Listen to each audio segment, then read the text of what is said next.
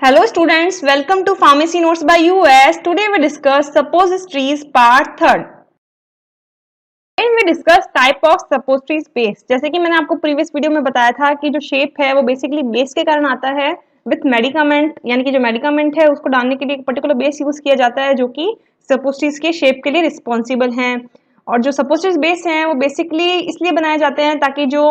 सपोस्टिरीज है उसको एक शेप मिल सके, फर्मनेस मिल सके ड्यूरिंग स्टोरेज, और वो एक पर्टिकुलर टेम्परेचर के लिए भी होती हैं रिस्पॉन्सिबल, ताकि जैसे ही अपनी बॉडी में जाए तो वो मेल्ट हो जाए, डिजोल्व हो जाए बॉडी कैविटीज।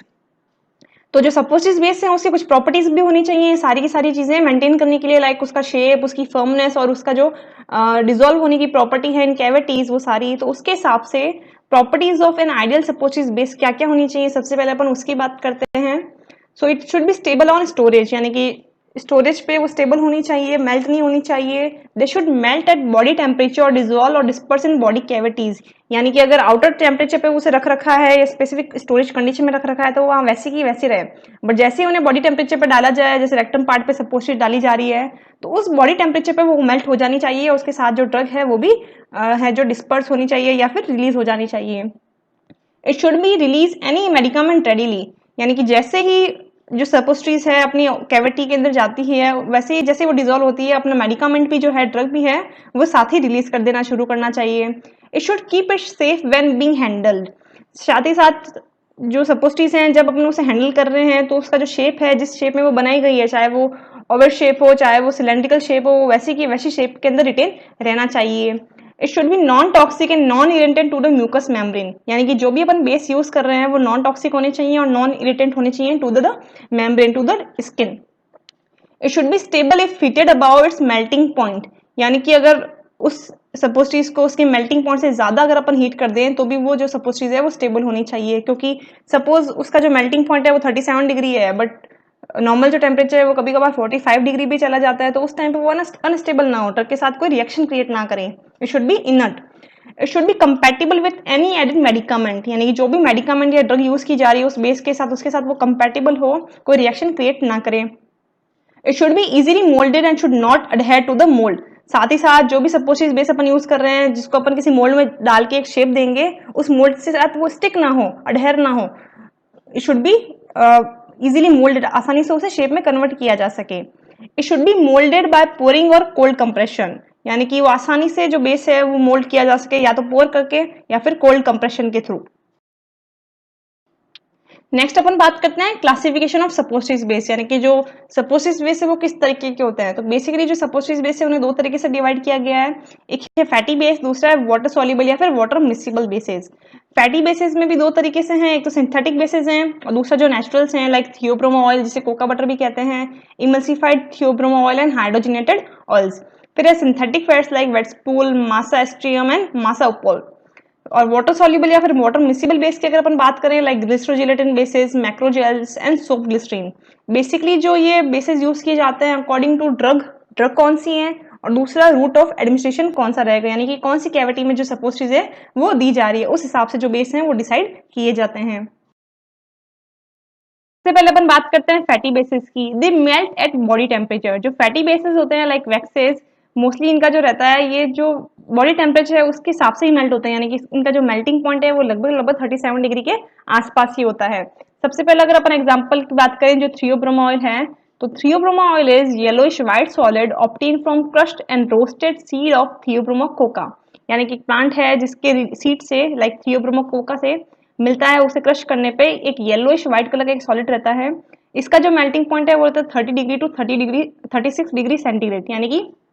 लगभग जो बॉडी टेम्परेचर है उसके आसपास। Mixture of glyceryl estate of stearic acid, oleic, palmitic and other fatty acids. Basically जो थियोब्रोमो ऑयल है it is a mixture of glyceryl estate of stearic acid, oleic acid, palmitic acid and other fatty acids. It is readily liquefy on warming and quickly settle on cooling, यानी कि जो थियोब्रोमो है उसकी एक property है कि जैसे आप इन्हें वार्म करेंगे तो ये लिक्विफाई हो जाएगी और जैसे आप इन्हें ठंडा करने के लिए रखेंगे तुरंत सॉलिड भी हो जाती है।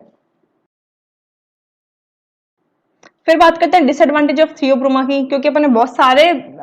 बेस पढ़ने हैं तो सबसे पहले जो बेस यूज करते थे उसके बारे में पढ़ा। अब उसके क्या डिसएडवांटेजेस थे, इस चक्कर में अपन ने दूसरे बेसिस को एक्सेप्ट किया। तो सबसे पहला जो डिसएडवांटेजेस है थियोब्रोमा ऑयल का वो है पॉलीमॉर्फिज्म। पॉलीमॉर्फिज्म यानी कि when it is melted and cooled it gets solidified into different crystalline form, यानी कि जैसे अपने थियोब्रोमा की पहले प्रॉपर्टी बताई कि जैसे ही आप इसे मेल्ट करोगे आसानी से मेल्ट हो जाता है और थोड़ा सा ठंडा टेम्परेचर देने पे तुरंत सॉलिडिफाई हो जाता है। बट वापस जब ये मेल्ट होकर सॉलिडिफाई होगा तो इसके अंदर क्रिस्टल्स फॉर्म क्रिएट कर लेंगे जो कि मे बी इरिटेशन दे सकता है या फिर जो यूनिफॉर्मिटी है, लुक है, अपीयरेंस है, उसको डिस्टर्ब कर सकता है। तो एक पॉलीमॉर्फिज्म यानी कि पॉलीमॉर्फ एक से ज्यादा स्टेज में वो अपने को दिख सकता है। सेकेंड इज अडहेरेंस टू मोल्ड, यानी कि जो मोल्ड है जिसमें सपोज चीज को शेप दिया जा रहा है उससे वो चिपक सकता है। दूसरा अपने सबसे पहले पढ़ा है कि जो एडवांटेजेस हैं या जो बेसिक कॉन्सेप्ट है सपोज चीज के कि भी उसको अडहेर नहीं होना है मोल्ड से वो चीज। तो अगर अपन थियोब्रोमा ऑयल यूज कर रहे हैं तो ये मोल्ड से अडहेर होगा, तो क्वांटिटी है जो लूज करेगा, साथ ही साथ जो अपीयरेंस है उसकी अपीलिंग नहीं आएगी, उसकी प्रोटेक्शन के लिए अपने को लुब्रिकेशन भी यूज करना पड़ेगा। फिर softening point to low for hot climates, साथ ही साथ इसका जो अपन ने टेम्परेचर देखा, मेल्टिंग पॉइंट देखा, वो देखा 30 to 36 डिग्री सेंटीग्रेड, यानी कि अकॉर्डिंग टू हॉट क्लाइमेट्स इसका जो मेल्टिंग पॉइंट है वो बहुत ही कम है। तो अगर उन्हें वहां पे प्रॉपर स्टोरेज में नहीं रखा गया तो ये मेल्ट भी हो सकती हैं। Fourth is melting point reduce by soluble ingredients, but जैसे कि जो ये मेल्टिंग पॉइंट है जो कि नॉर्मल टेम्परेचर पे भी मेल्ट हो रही है उसे अपन कंट्रोल कर सकते हैं यूजिंग एडिंग सॉल्युबल इंग्रेडिएंट्स, यानी अगर क्लोरल हाइड्रेट, लैक्टिक एसिड और बीसवैक्स अगर अपन थियोब्रोमा ऑयल में ऐड कर दें तो इसका जो मेल्टिंग पॉइंट है वो भी अपन बढ़ा सकते हैं। Fifth is leakage from body, यानी कि जैसे इसे बॉडी में इंसल्ट करते हैं तो जैसे बॉडी का टेम्परेचर ज्यादा है तो ये तुरंत लिक्विफाई होगा, तो बॉडी से लीकेज करने की भी इसकी प्रॉब्लम रहती है, यानी कि जो पेशेंट है उसको एक डिस्कम्फर्ट फील होगा। फिर बात करते हैं कॉस्टली, क्योंकि पर्टिकुलर नेचुरल प्लांट सोर्स से मिल रहा है तो इसका जो ये कॉस्ट इफेक्टिव भी है, साथ ही साथ इसके अंदर इतने मॉडिफिकेशन भी करने पड़ रहे हैं इस चक्कर में इसको इसकी जो रेट है वो बढ़ जाती है। फिर है poor water absorbing capacity, last इसका पॉइंट ये रहेगा कि इसका जो डिसएडवांटेज है वो है पुअर वाटर एब्जॉर्बिंग कैपेसिटी, यानी कि जो वाटर है उसको वो एब्जॉर्ब प्रॉपर्ली नहीं कर पाता,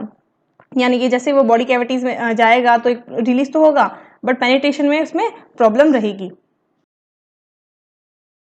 फिर बात करते हैं emulsified Theobroma oil, they use when large quantity of aqueous solution incorporated, यानी कि जैसे अपन ने पहले बताया कि वो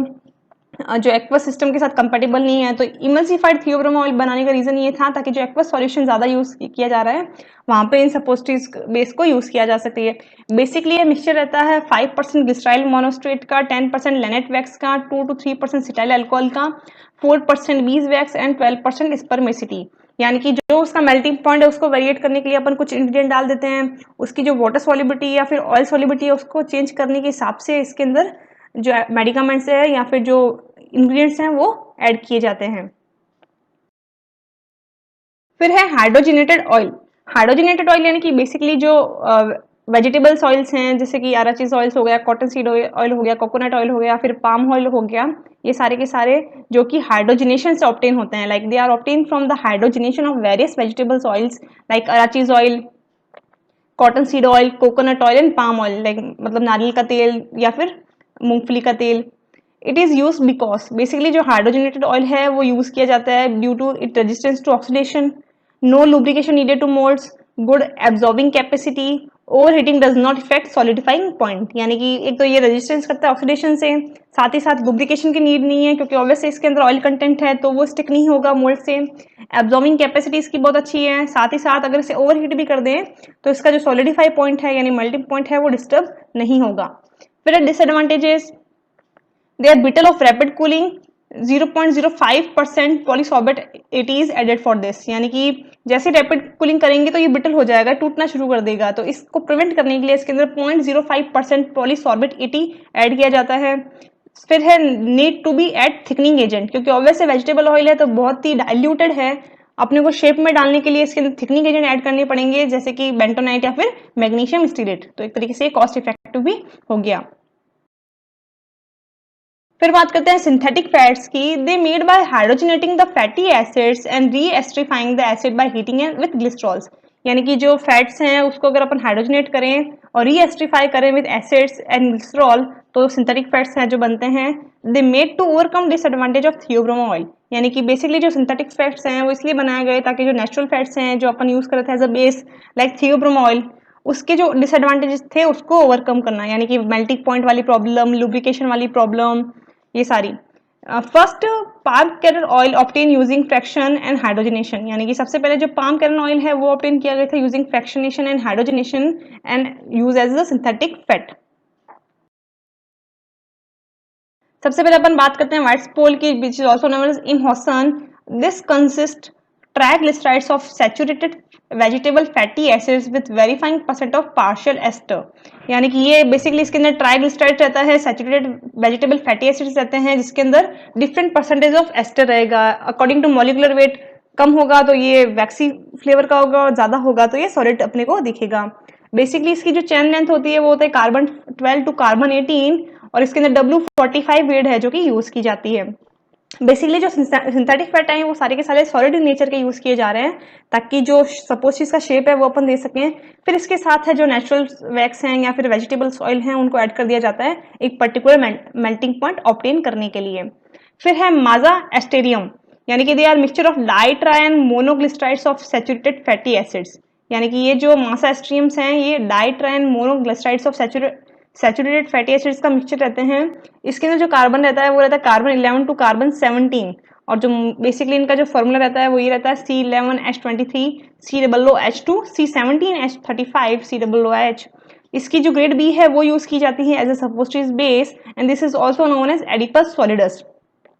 फिर है Massupol, they are for cold moulding, यानी कि किसी की अपने को कोल्ड मोल्डिंग करनी है, सीधा का सीधा आपने सिस्टम को मिक्स किया और मोल्ड के अंदर फिल किया और बाहर निकाल लिया, तब अपन as a base Massupol use करेंगे which is made up of glyceryl esters lauric acid with small amount of glyceryl monostearate added to improve water absorbing capacity, यानी कि बेसिकली जो वाटर एब्जॉर्बिंग कैपेसिटी को बढ़ाने के लिए मासापोल बनाया गया एक तरीके से सिंथेटिक फैट। इसके अंदर ग्लिसराइल एस्टर्स होता है और उसके साथ ही स्मॉल अमाउंट के अंदर ग्लिसराइल मोनोस्ट्रेट भी ऐड किया जाता है।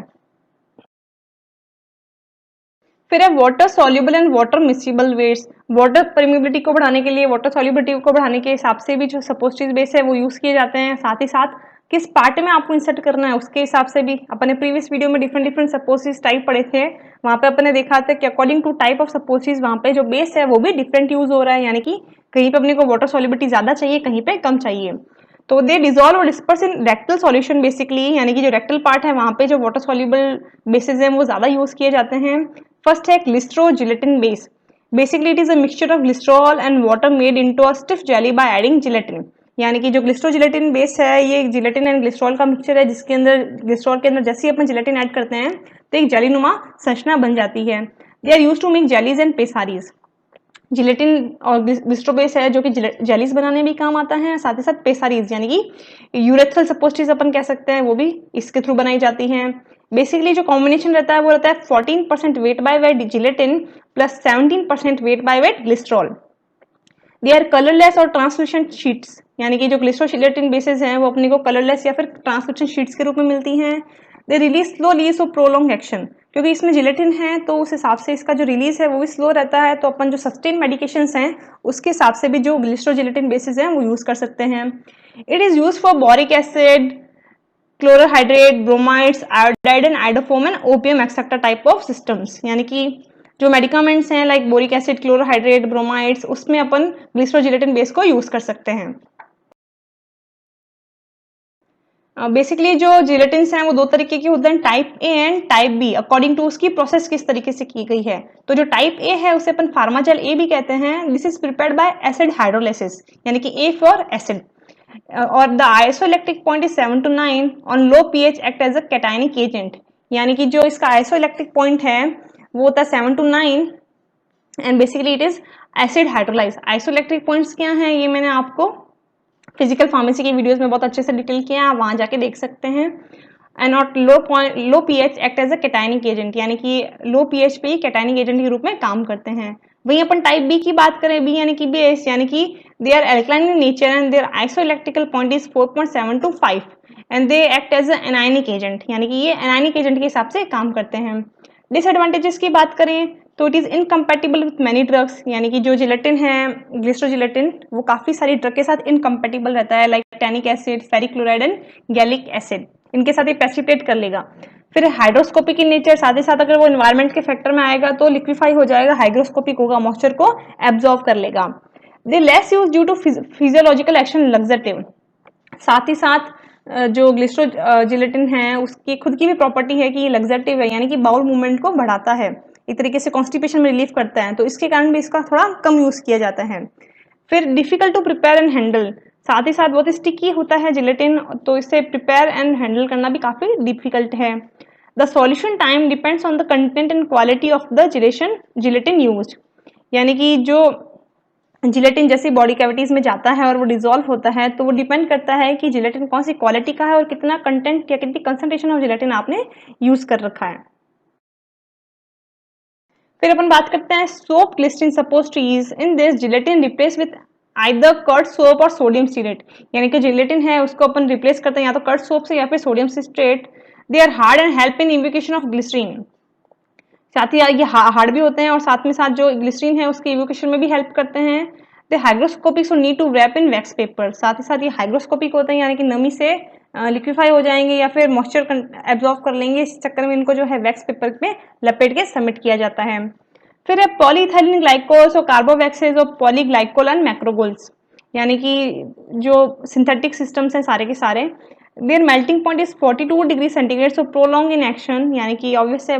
काफी हाई मेल्टिंग पॉइंट है तो बॉडी टेम्परेचर पे जाएगा तो भी स्लोली रिलीज करेगा अपने सिस्टम को। They are physical character according to molecular weight below 100 liquid and above wax, यानी कि जो पॉलीथाइलिक ग्लाइकोल्स है, कार्बोवैक्सेस हैं, पॉलीग्लाइकोल्स हैं, इनकी अलग अलग ग्रेड आती हैं, लाइक PG400, PG4000, इस हिसाब से। तो अगर ये 1000 के नीचे हैं, यानी कि वो जो भी सिंथेटिक वैक्सेस हैं सारी की सारी लिक्विड इन नेचर है, और जैसे इनका मॉलिक्यूलर वेट 1000 से ऊपर जाता है तो ये अपने को सॉलिड रूप में मिलेगी। दे आर फिजियोलॉजिकल इनर्ट, यानी कि इनका खुद का कोई फार्माकोलॉजी कलेक्शन नहीं है, इनर्ट इन नेचर रहती हैं। They clean and smooth in appearance, साथ ही साथ सिंथेटिक में सबसे ज्यादा मॉडिफाइड सिस्टम है ये, तो दिखने में भी बहुत ही क्लीन रहते हैं, साथ ही साथ इनकी जो अपीयरेंस है वो भी स्मूथ होती है।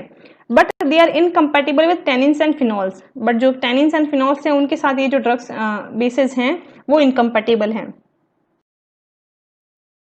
I hope you understand and enjoy the video. Please like, share and subscribe. Thank you.